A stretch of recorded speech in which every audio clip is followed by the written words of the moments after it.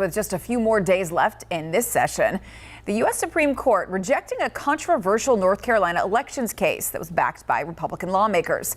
NBC's Alice Barr joining us now from Washington with more on how this could impact elections in 2024.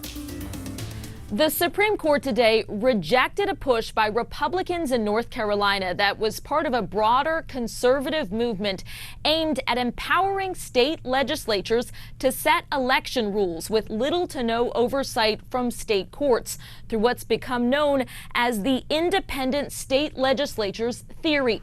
Now, in this case, the conservative-leaning High Court voted 6-3 to find that the North Carolina Supreme Court did not overstep its bounds in ruling that congressional maps state Republicans were fighting for constituted partisan gerrymandering by heavily favoring GOP candidates.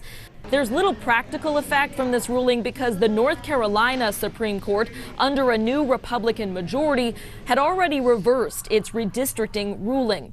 But this does have major implications for future elections because a Supreme Court ruling in the other direction could have fundamentally changed how elections are held and overseen across the country.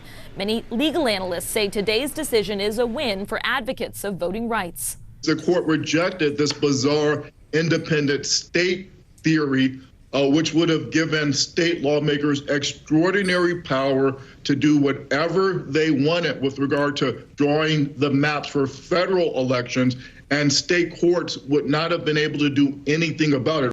This case was being closely watched for its potential impact on the 2024 presidential election.